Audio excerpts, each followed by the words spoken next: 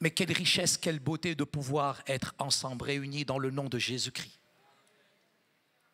Je serai très court, mais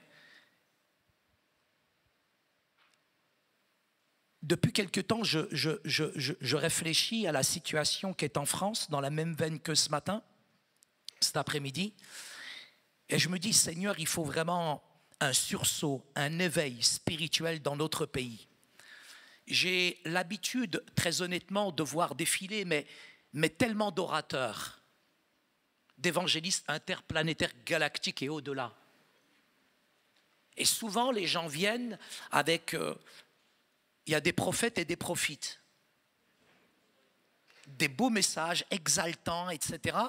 Mais en même temps, ce qui est important pour moi, c'est de vivre ce qu'on prêche et de prêcher en même temps ce qu'on vit. C'est essentiel, c'est important aujourd'hui.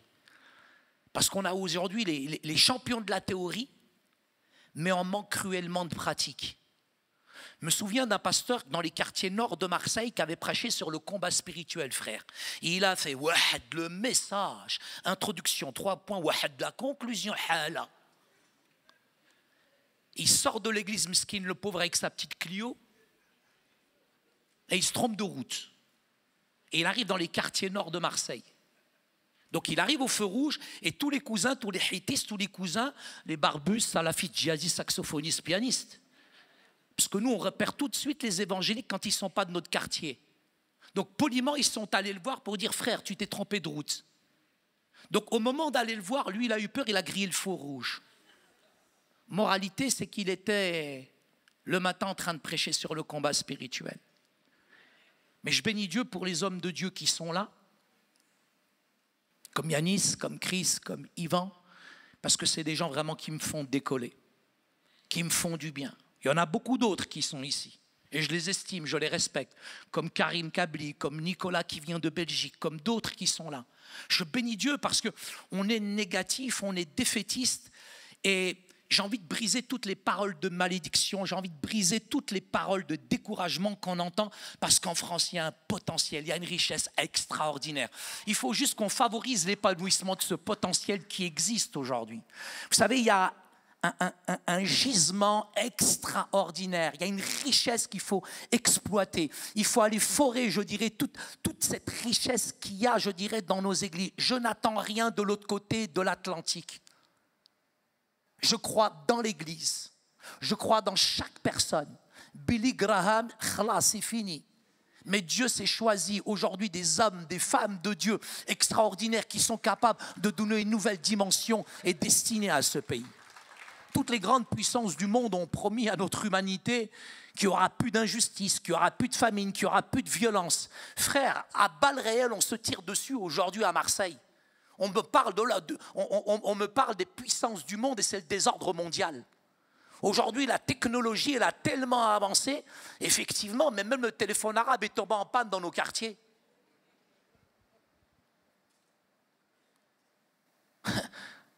Le monde, plus que jamais, mon frère, ma soeur, a besoin de toi. Le monde, plus que jamais, a besoin de nous, a besoin d'une église qui se tient éveillée.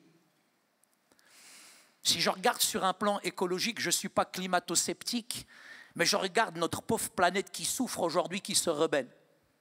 Sur un plan économique, je ne sais pas si vous connaissez le mot le plus long en i en arabe, l'électricité. Ça a augmenté. La baguette, elle a augmenté. Tout augmente. Mais notre foi, elle n'augmente pas. Seigneur, aide-nous à exploser notre foi. Sur un plan politique, c'est neurasthénique, c'est complètement déprimant aujourd'hui. Sur un plan spirituel, c'est la décadence. Le monde dans lequel je vis risque l'implosion et l'explosion en même temps. Me dit-on toujours, et je suis fatigué de ça, le monde doit changer. Mais permets-moi de te dire, tu ne peux pas être un bon chrétien si d'abord tu n'es pas un bon voisin. C'est la fête des voisins, bientôt, la semaine prochaine. C'est un ami catholique qui a créé ça. Et on a besoin, frères et sœurs, véritablement, comme on l'a entendu véritablement, de rentrer dans cette théologie pratique. Le monde doit avoir la crainte de Dieu. Le monde a besoin d'une manière urgente de repentance et de pardon, de guérison et de réconciliation, de justice et de paix. Et par-dessus tout, par-dessus tout, Le monde a besoin vraiment d'un avenir et d'une espérance. J'ai beaucoup aimé parce que j'étais tellement encouragé par les différents messages que j'ai entendus. Il n'est pas dans notre langage, il n'est pas dans le langage, je dirais, des différents pasteurs qui se sont succédés, d'être, je dirais, dans la passivité. La foi, elle agit par la puissance du Saint-Esprit. Elle gagne des batailles par la puissance du Saint-Esprit. Et on n'est pas appelé à rester assis. L'évangile est objet de transmission. Mon frère, ma soeur, tu es là cet après-midi, tu es là ce soir, tu as reçu, mais ce que tu as reçu, s'il te plaît, transmets-le, le garde pas pour toi. Théorie, pratique, pratique et théorie. Et ça, c'est vraiment important. On est tombé, malheureusement, permettez-moi de vous le dire, je le dis avec un grand respect, mais vraiment dans l'obésité spirituelle. L'Église n'est pas destinée à être un musée qui va demeurer immutable. L'Église n'est pas une réalité qui est centrée que sur elle-même, autosuffisante. L'Église, elle est en interaction avec le monde. Et il faut qu'on sorte de cette bulle, de ce ghetto évangélique et qu'on soit vraiment pertinent, intelligent et être avec la réalité du terrain. L'Église, elle est une communauté de foi, elle est l'anticipation du royaume de Dieu. Lorsqu'elle répond vraiment aux défis, aux besoins concrets du monde dans lequel on est avec une vision inclusive de l'Évangile. Je vais vous dire très honnêtement, les gens sont fatigués.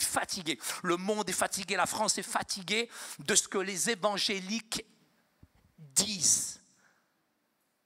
On n'est plus à un stade où il faut dire aujourd'hui, mais il faut faire, il faut être en action.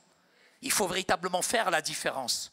La France dans laquelle je suis a grandement besoin de chacun d'entre vous. Je ne sais pas si vous voyez clair, mais les défis du monde vont plonger l'Église dans une crise d'identité sans précédent, de crédibilité encore plus grave. Si elle n'est pas capable, je dirais, d'assumer son rôle évangélique. Je ne sais pas si vous vous rendez compte, mais on est pris d'amnésie, on oblitère rapidement l'histoire, on oublie le passé. Mes frères, mon frère, ma soeur, il y a quelques mois, il y a quelques années, quand la chauve-souris Jackie Chan, elle a muté tout le monde. Qu'est-ce qui restait des chrétiens? Si une chauve-souris, mais quand ça sera le dragon de l'Apocalypse, où est-ce qu'on sera? Que le Seigneur nous tienne enracinés et fondés dans la puissance de la parole de Dieu. Être une église qui va vers les autres, c'est une église qui va vers les pauvres et les riches, les marginalisés, les influents, les opprimés, ceux qui se portent bien, les réfugiés comme ceux qui sont confortablement assis. Elle est l'église de ceux et celles qui cherchent la justice et la paix, qui œuvrent en faveur de l'harmonie. Je suis tellement encouragé de différents témoignages que j'ai entendus, et sans attaquer qui que ce soit, mais pour moi, l'Église, elle n'est pas un système clos d'enseignement ecclésiologique, de définition dogmatique, de position théologique. Toute théologie qui n'émerge pas du vécu des personnes et qui néglige les pauvres et les exclus, elle manque à son appellation finalement d'une théologie chrétienne. L'Église n'a pas besoin de théologiens aujourd'hui qui sont confortablement assis dans des fauteuils en cuir, 3 couches de cuir, et qui se tiennent à distance avec des super ordinateurs. On a besoin des théologiens de terrain, Seigneur. Cette France dans laquelle je vis souffre et en a grandement besoin. Il ne peut y avoir aujourd'hui de mission sans église et il ne peut y avoir d'église sans mission. La mission, c'est ce que Dieu a utilisé pour transformer, libérer le monde, humaniser, transformer notre société. Matthieu, nous l'avons cité à plusieurs reprises et j'aimerais tellement que vous puissiez le garder, l'ingurgiter.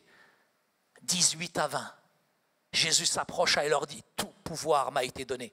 Mon frère, ma soeur, nous ne sommes plus des mendiants spirituels. Dieu t'a tout donné et dans cet tout accompli, il t'a étuyé, il t'a équipé. Juste va avec la force que tu as. » Il nous faut vraiment dépasser ce concept aujourd'hui d'une mission centrée sur l'Église pour adopter celui d'une Église qui est centrée sur la mission.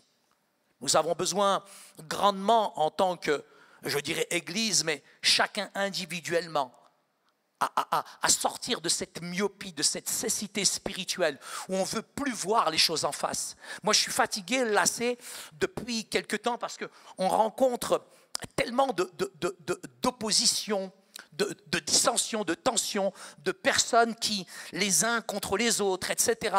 Et il y a cette fâcheuse tendance en France, je me permets de vous le dire, c'est dès qu'on fait quelque chose, dès qu'on démarre quelque chose, les gens sont négatifs. Sors de ma vie, sors de mon ministère, sors de ma famille.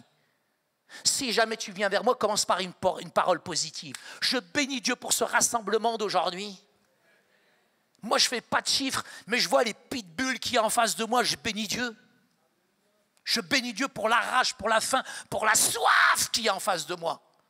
Je préférerais 300 que 3000 avec 3000 qui vont s'endormir.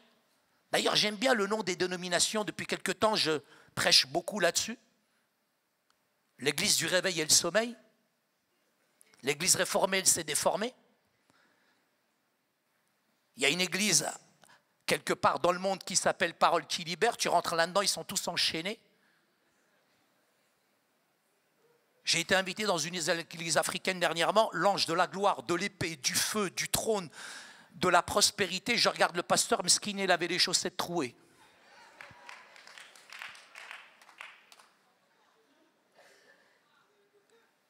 Pour terminer, parce que je veux laisser suffisamment de temps à mon frère Yanis, je rêve, et je prends le train pour ça, je prends l'avion pour ça. Je me bats dans les quatre coins de la France, j'aime la France. La France m'a appris à lire, à écrire, la France m'a aimé, j'aime ce pays. Et je sais que Dieu n'a pas donné son dernier mot pour ce pays. Je n'ai pas besoin d'écouter certaines prophéties. Il vient et te fait une prophétie ici, tu le ramènes dans l'œuf 3, il sort à poil. Vis ce que tu prêches et prêche ce que tu vis. Je rêve franchement d'une nouvelle génération. On va faire abstraction, au lieu de faire contre, qu'on fasse ensemble. Que nos élans soient beaucoup plus forts que toutes les forces de division. Que nous puissions, à travers ce premier rassemblement, frères et sœurs, à travers cette première action ensemble, d'un commun accord, aller beaucoup plus haut, beaucoup plus loin. Vous êtes des enfants de lumière. Tu es cette force anti-chaos qui va agir dans le monde. Sors de ta cécité au nom de Jésus. La distanciation sociale nous a tués, brisés. La déspiritualisation de la société, elle est telle qu'aujourd'hui, c'est l'hyper-individualisation. Un pour tous et tous pour couscous, frère. Et pourtant, c'est l'évangile qui fait la différence. C'est le rôle de l'Église. Notre modèle social est en train d'exploser. On oublie l'humain. On est devenu une valeur monétaire, on est digitalisé, on est devenu un chiffre. Mais au centre, il y a un homme qui a donné sa vie, qui a payé le prix et qui aime cette humanité, qui aime cette France. Et avec lui, par la grâce de Dieu, nous ferons la différence. Que Dieu vous bénisse. Merci.